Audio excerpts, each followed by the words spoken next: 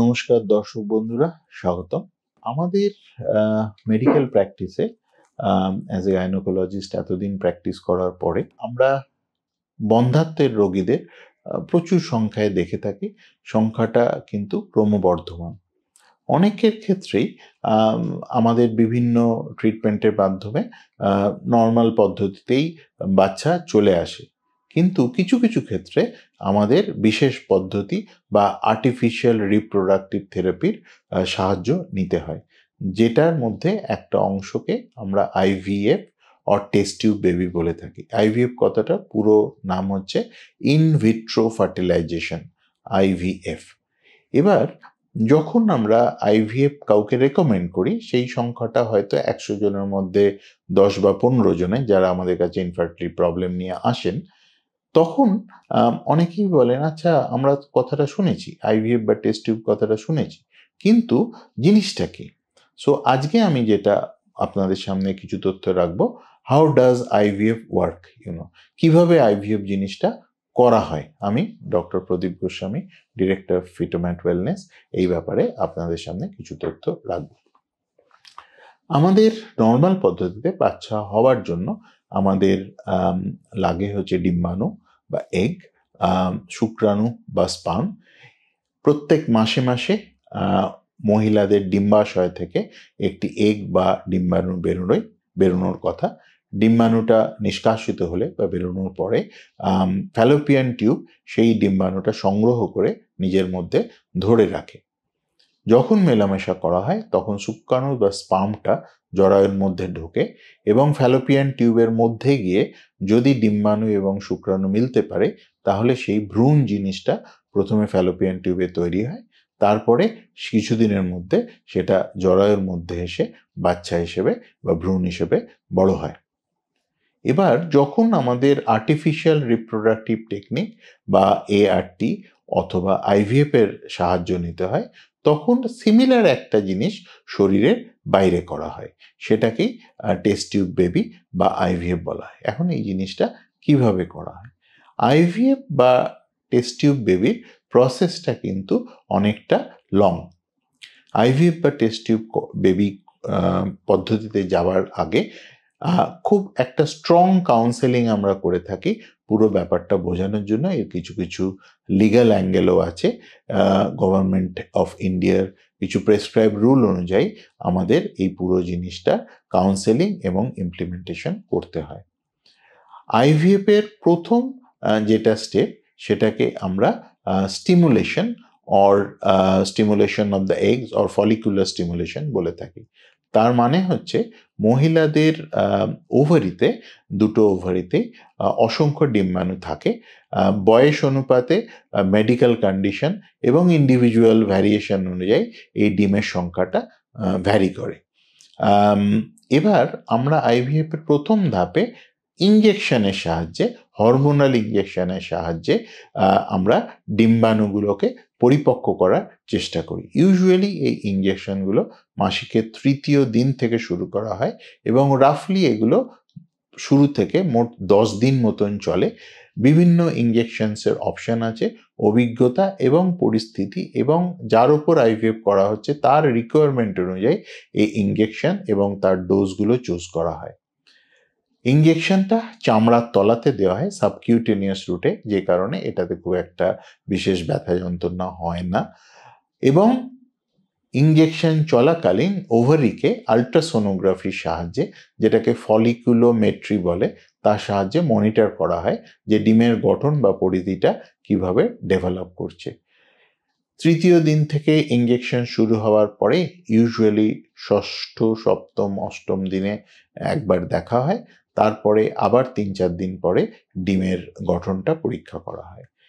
Normally ডিমের size বা এগের size যখন 17-18 মিলিমিটার অবধি তৈরি হয়ে যায়, একাধিক ডিম ইউজুয়ালি আইভিএফ এর মাধ্যমে আমরা দুটো ওভারি থেকে চেষ্টা করি, তখন একটি বিশেষ হরমোন ইঞ্জেকশনের সাহায্যে ডিমগুলো পাকিয়ে তোলার বা রিলিজ করার জন্য দেওয়া হয়। তার মোটামুটি 35 ঘন্টা পরে ডিমগুলো শরীরের বাইরে নিয়ে নেওয়া হয়, যেটা হচ্ছে আইভিএফ এর সেকেন্ড স্টেপ অথবা এগ রিট্রিভাল বা এগ ডিম্বাণু সংগ্রহ করার যে প্রসেস। নাও ডিম্বাণু সংগ্রহ করার প্রসেসটা ট্রান্সভ্যাজাইনাল রুটে আল্ট্রাসোনোগ্রাফিক গাইডেড একটি নিডলের সাহায্যে করা হয়। এখানে কোনো কাটাছেঁড়ার ব্যাপার নেই, ইন্টারনালি পুরো ব্যাপারটা ট্রান্সভ্যাজাইনাল রুটে করা হয়। যেহেতু এই ধরনের প্রসেস পেইনফুল হতে পারে, সেই জন্য এই ধরনের প্রসেস করার সময় ছোট্ট অ্যানাস্থেশিয়ার মাধ্যমে মহিলাদের ঘুম পাড়িয়ে দেওয়া হয়, যার ফলে তারা কোনো পেন বা কোনো sensation during the egg collection তারা বুঝতে পারেন না। এই জিনিসটা ওটিতে অত্যন্ত নিয়ন্ত্রিতভাবে পদ্ধতিতে করা হয়। অ্যানাস্থেসিস্টের প্রেজেন্সে আইভিএফ যারা স্পেশালিস্ট তারা বিশেষ কিছু যন্ত্রপাতির সাহায্যে এই ধরনের এগগুলো সংগ্রহ করেন এবং এগগুলো সংগ্রহ করার পরে তারা সেগুলো এমব্রায়োলজিস্ট বা যারা ভ্রূণ বিশেষজ্ঞ বিজ্ঞানী তাদের হাতে সেই ডিমগুলো তুলে দেন অ্যাটাচড ল্যাবরেটরিতে যারা কাজ করেন। এবার থার্ড স্টেপ হচ্ছে আইভিএফ এর হচ্ছে এমব্রায়ো তৈরি করা অথবা এমব্রায়ো প্রিপারেশন। সেটা কিভাবে করা হয় না, সেম ডেতেই ইউজুয়ালি সিমেন বা বীর্য সংগ্রহ করা হয় এবং সেটাকে ট্রিট করার পরে বিভিন্ন পদ্ধতিতে কেমিক্যালসের সাহায্যে, মেশিনের সাহায্যে সেগুলোকে আরও চাঙ্গা করা হয় এবং সেগুলোকে মডিফাই করা হয় এবং সেগুলোকে মাচ মোর পোটেনশিয়াল এবং শুদ্ধ করা হয়। সেই শুক্রাণুগুলোকে তারপরে ল্যাবরেটরিতে ডিশে শুক্রাণু এবং ডিম্বাণুগুলোকে মিলিয়ে দেওয়া হয়। এই পদ্ধতিটাকে বলা হয় যে এমব্রায়ো প্রিপারেশন। এবার কখনো কখনো এই এমব্রায়ো প্রিপারেশনের জন্য বিশেষ পদ্ধতির হেল্প নিতে হয়, যেটাকে আমরা ইক্সি বলে থাকি, ইন্ট্রাসাইটোপ্লাজমিক স্পার্ম ইনজেকশন। সেটা বিশেষ একটি ইনস্ট্রুমেন্ট বা রোবটের সাহায্যে মাইক্রোস্কোপের তলাতে একটি এগের মধ্যে বা একটি ডিমের মধ্যে একটি স্পার্ম বা শুক্রাণু ঢুকিয়ে দেওয়া হয়, যাতে করে ফার্টিলাইজেশন যেটা হয় সেটা একদম শিওর হয়। বিশেষ কিছু ক্ষেত্রে এই পদ্ধতি নেওয়া হয়, তার মধ্যে ওয়ান অফ দ্য মেন হচ্ছে যদি শুক্রাণুর কোনো খামতি থাকে তাহলে এই ধরনের পদ্ধতির বেশিরভাগ ক্ষেত্রে সাহায্য নেওয়া যেতে পারে। তো এমব্রায়ো প্রিপারেশন হয়ে যাওয়ার পরে নেক্সট স্টেপ অফ আইভিএফ হচ্ছে এমব্রায়ো ফ্রিজিং। নর্মালি যেদিন এগটা ফার্টিলাইজ হলো বা একটা ভ্রূণটা তৈরি হওয়ার প্রসেস শুরু হলো, তার 3 থেকে 5 দিন মাধ্যমে আমরা ভ্রূণের যেটা গ্রোথ সেটাকে অ্যাসেস করে থাকি। নর্মালি একটি শুক্রাণু এবং একটি ডিম্বাণু মানে দুটি সেলের মাধ্যমে প্রথম ভ্রূণটা তৈরি হয়, তারপরে কিন্তু সেলের সংখ্যাটা বাড়তে থাকে, 8 সেল স্টেজ হয়, তার যেটাকে আমরা মরুলা বলে থাকি। তারপরে স্টেজটাকে আমরা ব্লাস্টোসিস্ট বলে থাকি, যেটা ডে 5-এ বা যেদিন ডিম সংগ্রহ করা হয়েছে তার থেকে মোটামুটি 5 দিন পরে, 6 দিনের মাথায় আমরা বুঝতে পারি। এইগুলো অ্যাসেস করার পরে, ভ্রূণগুলো অ্যাসেস করার পরে সেগুলোকে গ্রেডিং করা হয়, মানে ভ্রূণগুলো কত ভালো বা সেগুলো থেকে বাচ্চা আসার সম্ভাবনা কতটা বেশি। Usually grade A, B, C এইভাবে ইন্টারন্যাশনাল প্রোটোকল মেনে এই গ্রেডিংগুলো করা হয়। এবার ভ্রূণটা যখন তৈরি হয়ে গেল এবং তার গ্রেডিং হয়ে গেল, তখন ভ্রূণটাকে ফ্রিজ করে দেওয়া হয়। ফ্রিজ মানে এটা আইভিএফ এর নেক্সট ধাপ। ফ্রিজ আর কিছুই নয়, লিকুইড নাইট্রোজেনের মাধ্যমে সেই সেল গ্রোথটাকে এবার অ্যারেস্ট করে দেওয়া হলো এবং সেগুলোকে লিকুইড নাইট্রোজেন ক্যানিস্টারের মাধ্যমে লং টার্ম সেভ করে রাখা হয়। যখন আবার এই ভ্রূণগুলোকে ট্রান্সফারের যে সময় আসে, তখন সেগুলো আবার টেকনিক ইউজ করে বা বিশেষ কিছু ল্যাবরেটরি রিএজেন্ট ইউজ করে সেগুলোকে করে নেওয়া হয় বা আবার ব্যাক টু লাইফ করে নেওয়া হয়। এই যে স্টেজটাকে, এটাকে থয়িং বলা হয়, আর আগের স্টেজটাকে এমব্রায়ো ফ্রিজিং বলা হয়। So embryo freezing and থয়িং are also part of the IVF process. এরপরে কি হয় না, একবার এমব্রায়ো তৈরি হয়ে যাওয়ার পরে যখন ফ্রিজ হয়ে গেল, তখন আমরা মহিলার জরায়ুর দিকে আমাদের অ্যাটেনশনটা দিই।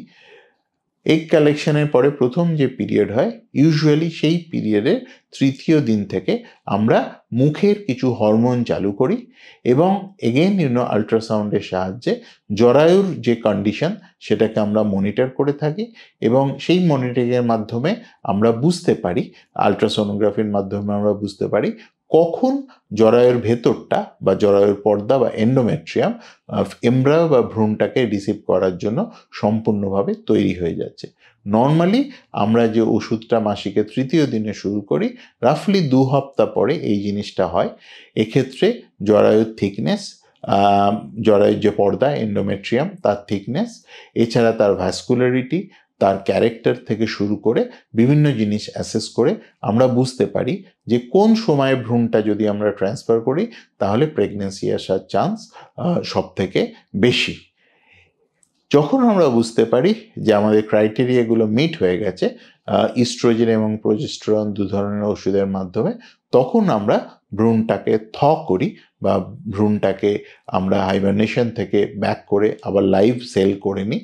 তখন আমরা বিশেষ একটি ক্যাথিটারের সাহায্যে, এমব্রায়ো ট্রান্সফার ক্যাথিটারের সাহায্যে আমরা জরায়ুর মধ্যে সেটাকে প্রতিস্থাপন করি আল্ট্রাসাউন্ড গাইডেন্স। এই স্টেজে কিন্তু আর কোনো অ্যানাস্থেশিয়া বা ঘুমের ইঞ্জেকশনে লাগে না এবং বেশিরভাগ ক্ষেত্রেই এই এমব্রায়ো ট্রান্সফার বা এফইটি, ফ্রোজেন এমব্রায়ো ট্রান্সফার, এই প্রসেসটা উইদাউট অ্যানাস্থেশিয়াই করা হয়। কখনো কখনো যদি জরায়ুর যে ঢোকার পথটা সেটাতে যদি কোনো অবস্ট্রাকল থাকে, কোনো সমস্যা থাকে, তখন খুব অল্প ক্ষেত্রেই আমাদের লাগে, সেটা হচ্ছে অ্যানাস্থেশিয়ার মাধ্যমে, হালকা অ্যানাস্থেশিয়ার মাধ্যমে ভ্রূণটা জরায়ুর মধ্যে প্রতিস্থাপন করা হয়। ইউজুয়ালি এই ভ্রূণ প্রতিস্থাপনের 2 সপ্তাহের মধ্যে ব্লাডের প্রেগন্যান্সি টেস্ট বা বিটা ইসিজি টেস্ট করা হয়, যেটার সাহায্যে আমরা বুঝতে পারি আমাদের যেই এত এফর্ট হলো সেটা সফল হলো কিনা। সেটা রাফলি 2 সপ্তাহ পরে, মানে এমব্রায়ো ট্রান্সফারের 2 সপ্তাহ পরে রক্তের প্রেগন্যান্সি টেস্ট পরীক্ষার মাধ্যমে বোঝা যায়। নর্মালি এর যে সাকসেস রেট আমাদের টেস্ট টিউব বেবি বা আইভিএফের, তার অনেকগুলো ভ্যারিয়েবলস আছে। এই কোয়ালিটির ওপর ডিপেন্ড করে, মহিলাদের বয়সের ওপর ডিপেন্ড করে, স্পার্ম কোয়ালিটির ওপর ডিপেন্ড করে, associated conditions like endometriosis, fibroid ইত্যাদির ওপর কিন্তু আইভিএফ বা টেস্ট টিউব বেবির সাফল্য নির্ভর করে। সুতরাং সমস্ত ফ্যাক্টর যদি ঠিক থাকে তাহলে কিন্তু আমরা মোর দ্যান 50-60% ক্ষেত্র আইভিএফ এর সাফল্য পেতে পারি। কিন্তু এখানে আর একটা বলার জিনিস, আইভিএফ মানেই যে 100% সাফল্য সেটা কিন্তু বিশ্বের কোনো দেশেই ট্রু নয়।